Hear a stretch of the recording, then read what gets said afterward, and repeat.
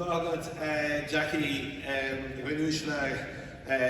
good morning to everybody. It's great to be here in the Curragh. What a fantastic setting this is for a really, really exciting day and an action-packed day. And the crowd here is a testament to how much interest there is for everybody involved with a passion for the equine sector and the opportunities that it provides from an economic perspective as well. To thank and say that it's great to be here with my colleague Minister Lawless. County Kildare waited 21 years to have a minister at the cabinet table representing the county, and then like buses, two ministers came along at the same time. And just to compliment Jackie, that as Minister for Higher Education, Minister Lawless and myself, we work on a number of things together. I see Chag's here today, and we look at areas around education and challenges in the agriculture sector around generation renewal, and challenges that this sector faces as well. But there's not too often we get to cross over at an event that complements both of our skill sets and both of our responsibilities, and Jackie McNabb has done that today as Minister. For those from abroad, and I'd like to give a very warm welcome to our visitors here from Iceland, from Sweden and from Denmark, and if there's anyone from any other country I've left out, apologies, you're very welcome too. But I understand the people that have been here have had a great itinerary and a great couple of days, and this is a culmination. Having you here and that international aspect is really, really important. But in putting this together, Jackie has very much identified the opportunities there are in an amazing sector. And so often we talk about all of the opportunities and how proud we are of the horse. And here in Kildare, more than anywhere in the country, we are extremely proud of that indelible link to the equine, whether it's the thoroughbred, whether it's the sport horse, and the opportunities that has provided our county and so many of our population who work in this area, who are passionate about it, who it is they're consumed by their leisure time, or it's their job, it's their livelihood and beyond. And looking at the next generation, looking at where the pool of talent will come, identifying and recognising that talent and the skill set that will be needed will be different. So when we talk about, I'm really struck that when we talk about jobs and people starting in an equine industry, I think if most people in this room had to write down what their image is of somebody starting in the industry, it's a stable, it's a fork, and it's mucking out. And then we'll work up from there. But if you look at some of the speakers here today, and many of them I know, like Pierce Dargan with Medi Record, and the success he's made with an innovative company based on technology, that is really, really important in terms of how people with horses manage their medical records, how they can share that information, how we can navigate a whole host of areas, and how that can be transcend just Ireland and be used internationally. That's for the sport horse as well as the thoroughbred. That's for everybody, but that's innovation. They're jobs. So now all of a sudden we're thinking of people going to work in the equine industry who are sitting at a computer or who have a handheld device, and they're taking the learnings and they're taking their passion for the horse, but there's opportunities there. And that's as important for us to communicate as an industry to parents of young adults who are thinking and having conversations at the kitchen table of, I'm not sure what course I'll do in college, I'm not sure what direction I'll go. And I'd say historically there have been some parents who have said to the person who says, what about the equine industry? And they said, oh, I'm not sure about that sector, what will be the progression like? And would it be another area you should look at? So it's to open parents' minds to the myriad of opportunities, because I meet it every day, the amount of people who have made hugely successful careers from a variety of different elements, whether it's breeding, whether it's rearing, whether it's training, whether it's different elements of the welfare of the people involved. There are so many jobs, and it struck me here this morning in the Curragh. I celebrated a little milestone a couple of days ago. On the 26th of February, it was 15 years to the day that I became a TD for Kildare South. And it's been the honour of my life to serve and represent this constituency over the last 4 terms. But I remember early on, Michael Noonan, the then Minister of Finance, used to slag me and say, oh, here's the horseman, because I used to be always banging on about supporting the horse racing industry. And I said to colleagues, I said, I want to bring the number you down, and I want to bring you to, it was heading into Punchestown time, and the festival was coming, and I used to work on Punchestown Racecourse, so I had a very deep affinity with it. And there was a number of colleagues who were asking a little bit more, we like the races, we watch it a bit, but we're not really into it, we don't know much about it. I said, I want you to give me a day. And I said, I'm going to bring you racing. But I said, you're not just going to sit in hospitality at Punchestown in the afternoon. I want you to give me the whole morning as well. I see Brian Cavanagh down there, who's doing a remarkable job here in running Curra, which has just seen its sixth successful season and is about to start its seventh since its fabulous redevelopment here, something the government was very proud to support. Brian was the head of HRI at the time, Suzanne Eade here now in that role, but at that time I rang Brian and I said, I want to put together a programme, and I said, I want the people, policymakers in Dublin, to see the nuts and bolts of what happens behind the scenes and not just race day, which can give you a different view in the nice comfortable surroundings of the race course. That's all you think there is. So we worked and we put together, Dermot Weld agreed to welcome us into the yard in Roswell, which is just over there. We started in the yard and we saw 70 horses with 70 people on their backs run out to the Old Vic to be worked out, and that was one of 2 or 3 runs that were going to happen that morning.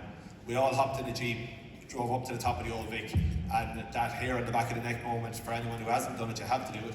Stand at the top of the Old Vic as the horses come up, running, working out. Dermot Well telling you which one is going to make you money this year. Was phenomenal. But we go back into the yard, and it's amazing. Sometimes you have to bring the friend with you from Leitrim who enjoys having a bet on the horse but doesn't know much about how it works. And he saw things and identified things that I didn't think would be as obvious to him. But he pointed out to me, there's the farrier. Is he mobile? Absolutely, yeah, there's 2 with him. He goes around, James talks about the opportunities for training those skill sets and how we need to mind and protect those works. Next thing, this van walks in and said, what does he do? So it wasn't all the lads who were obviously direct employees in Dermot Well's yard. Dermot Well was an example of every other yard. It was the van that came in that was the Equine laundry. And they started laughing. They said, what's that for? I said, well, all the covers, this guy's his own business. And he takes all the covers off the horses, he takes them away, washes them and brings them back.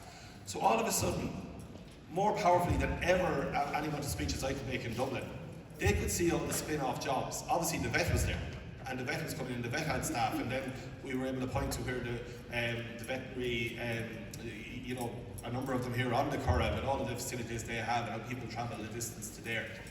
And we left from there, and I see Cathal Neal here from the National Stud, and I know John Osborne was speaking later. John was the head of the National Stud at the time before Cathal, and we showed the whole breeding side of the operation. We had a little bit of lunch there, and then we went back into Ballymanny and HRI, and Brian gave us an overview of the facts and figures of what it's worth.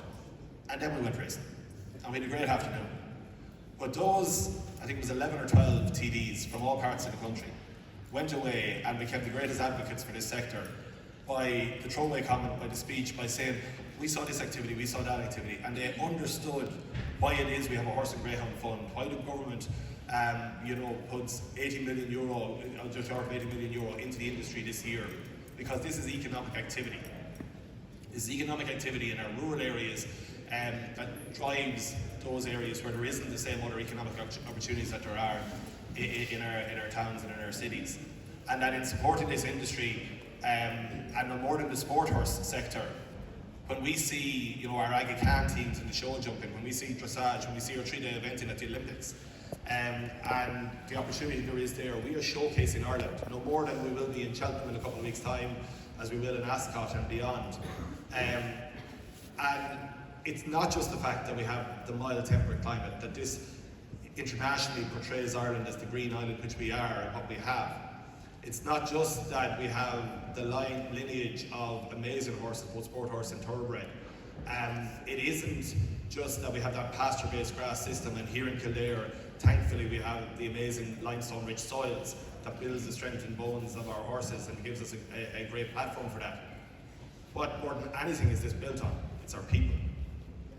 And it's the people then who are our ambassadors. And this is, we could have just easily have our colleague, Minister Peter Burke here, who's responsibility for tourism. He's also responsibility for enterprise. But my point is, the benefits of us investing and supporting this industry, what this industry gives Ireland from an imagery perspective and beyond, is phenomenal. And what Jackie McNabb has done today is to pull together all of the opportunities that there are, all of the different key stakeholders there, but to open people's minds to what innovation looks like for this sector, no more than it does for every other sector.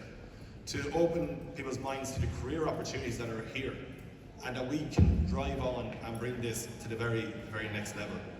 And the reason, from my perspective, that I give this investment through the Horse and Greyhound Fund, and that I take part of my hard-fought budget and pump it into the horse sector, whether it's through HSI, whether it's through HRI, whether it's through Sport and National Stud, or all those different elements, is because the produce, the foal, is agricultural produce.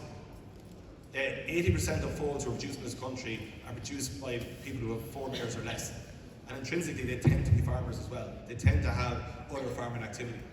And just like we support our farmers in production of the calf, or the lamb, or the ewe, or the ton of grain, the foal is that agricultural produce that is driving the activity here, and all the spin-off industry that comes to that. And that's why what we're doing here today is really, really important. It's why I'm delighted to be here to support it. I do want to compliment Kildare County Council for the very key role they played here as well. Cathaoirleach Carmel Kelly, who's doing a great job in terms of leadership here. Alan Dunny, who will be addressing you later today as the head of economic. I think what Alan's role is, the head of economic development and planning. This isn't a nice nod of the hat from Kildare County Council. This is nuts and bolts economics. This is a sector that employs thousands of people in Kildare. I remember once being told the Equine was one of the biggest employers in Kildare after Pfizer and Intel, maybe. The fact is, these are real jobs in our breeding sectors, in our racing sector and beyond. And that's why Kildare County Council are here to work with this. And then the EU partners and the overseas element, again, how well that portrays Ireland, how Ireland is viewed on the international stage. Again, why wouldn't we invest in a sector that shows the very best of us and our people and beyond? So I suppose that innovation piece is absolutely key, and as is the welfare piece. And I've regularly said the welfare of our people and our animals is how we're judged. And that investment, that innovation around welfare, continuously striving to do more. HRI's strategic plan, which I was delighted to launch in Punchestown last year, has a real clear focus on that welfare piece. I know the work of Carol Nolan and those in HRI Equip really does look at that next generation and the really exciting opportunities that we can have in developing a campus here to build on the work of race in the past, and to develop those new opportunities for changing opportunities for a sector, because we always evolve, because we always innovate, something that I'm very keen to support. And I know James is going to work with us on that, because if I can ever tap into another minister's pocket for a few quid to help deliver something, we will do that. James, success has many fathers, failures and orphans. So we can share that. I don't mind sharing that. Just need a few million from you for that. We'll get that. We'll get it. Lots of things are free lunch. So as I say, they're all kind of encompasses. I've gone completely off my speech and I've not read hardly anything of the thing that I'm prepared to say. But I do want to finish on a point around the amazing person that is Jackie McNabb, Kildare Leo, Kildare County Council, who's pulled this together. If you want a hub established, there's nobody better than Jackie McNabb. Since Jackie came in and Kildare Local Enterprise Office was established back in 2013, 2014, back then we used to have county enterprise boards. And just, you don't have to be from Kildare to understand this bit. Our county enterprise board was up in Clane, and it was this place, and it did its job. And when Phil Hogan was the Minister for Environment and Local Government in 2013, he recognised that there was silos and people operating differently. So he designed the local enterprise office model to cover every county, one in every county, and the stipulation was it had to go into the local authority, had to come under the aegis of the local authority. I remember the challenges. I remember county managers saying, we don't really have space, and where will we put them, and can we find a corner where the door's locked and we don't have to integrate too much? It's a brilliant thing to do, because it did in time force people that didn't work together every single day to be in one building, to collaborate, to work together, and the synergies have been phenomenal. And Kildare County Council is the better for having the LEO as a wing and an arm of what it does, and the LEO wouldn't be able to do what it does without the support of Kildare County Council, and that's replicated all around the country. And if I think of the things that Jackie McNabb has driven and delivered, and she rang me early last year and said this idea was ruminating in her mind for a very long time. She knew the opportunities of the launch that James has done there on the skills side. But I didn't doubt her, because I moved on a long time from doubting Jackie's ability to deliver. We have a textile hub been developed, building on the history and tradition in Monasterevin. We have a food and drink hub that is phenomenal in the whole model school in a time. It's going to really deliver for us in the south of the county in particular, but for the whole county, a food hub that will be the envy of most of the country. We have an innovation hub in Merritts in Naas. We have an arts and crafts hub being developed in Kildare Town. We have the Equine Innovation Hub in National Stud that is full, and it is a massive success. And we have the development of a circular economy hub in Athy. And when Jackie pitched this idea to me, it wasn't that I want a date in your diary to make a speech and to turn up and be there. And unfortunately, James, I can't stay for all of today, but I'd love to. It was, I want to bring everyone together. And I want to prove to them in this sector that we could actually all benefit from working a bit closer together. And I'm going to start this, and it's going to lead to something, a legacy. So today is going to be a phenomenal day, and everyone that's here is going to learn a lot, and it will have its own impact. But the biggest success and potential legacy out of today is the fact that everybody here and all the sectors here recognise that over the course of the year, as Dennis Duggan here from Horse Sport Ireland, I will be invited and asked to attend a number of different things. Show jumping, dressage, 3-day eventing. Gina Byrne here from the Racehorse Owners Association. There's the Trainers Association, there's the Jockeys Association. There's all the different, there's a race course awards, and all of those different elements. And all those different pieces are really, really important. There's the ITBA and the Breeders Awards, that's absolutely critical at the start of the year. But we do operate a little bit in silos. And we all have a shared vision, and we all benefit. We all have a shared challenge of, we have an economy that is at full employment, so therefore skilled labour and attracting the next generation. This is a competitive space. Young adults coming into third level education have a lot of options open. We need to be agile, we need to be competitive, we need to work together. So let the legacy and let the challenge out of today be what Jackie McNabb has started. Let that be a legacy of a hub where everyone involved in the equine in the Kildare area come together 3 or 4 times a year, face their challenges together. I'll leave you on the final point. In my Department of Agriculture, Food and Marine, I have a strategy called the Food Vision 2030 strategy. It's a 10-year strategy for how we're going to grow the value of our food and big exports. It builds on Food Harvest 2020 and Food Wise 2025. We renew it every 5 years. When we started doing these back in 2010, 2011, the value of Irish agri-food exports were €10 billion. Last year, the value of our agri-food exports was 20.8 billion. That's how much we grew them by. We grew the value, that's value back into our farmers' pockets. And how do we do that? I had my Finnish counterpart was over yesterday visiting on a fact-finding mission with our officials. And the Finnish Minister for Agriculture was looking at how they grow their exports. Their exports were 2 billion. So, they look at us with envy. And they wanted to know all about the food vision strategy and those strategies. And the most important point I had to say was, it's not my strategy. It's not my department's strategy. My predecessor, the Minister for Agriculture, didn't draw this up. What we did was we formulated a structure that brought in 31 different stakeholders that all had an input. And you know what? We left them in a room. It's very difficult. A lot of competing different demands. We let them own the strategy. We let them decide it, and it's their strategy. And then we set up subgroups. So there's the dairy subgroup, tillage subgroup, and most recently the seafood sector subgroup for challenges we face. And we got all the key stakeholders back in the room and we said, these are the challenges. Now ultimately, I'm not passing the buck as a minister, I'll make the final decisions. But what I want you to do is input to me, what do you think are the best outcomes? Because it's very easy for everyone to sit back and say, oh, I didn't like the decision the minister made, but no one will like every decision because you're making decisions. But feed in as to what's the best possible. What's the challenges, what's the opportunities, and what's your advice of what we want. Stakeholder-led, owned by the stakeholders, makes my job an awful lot easier to make better informed decisions. We could have that better in the equine sector. We do things brilliantly well, we're hugely successful, but there's an opportunity to do that better. Jackie McNabb has lit that fire today. Take the opportunity to run with it. But for everyone here, have a brilliant day. Thank you.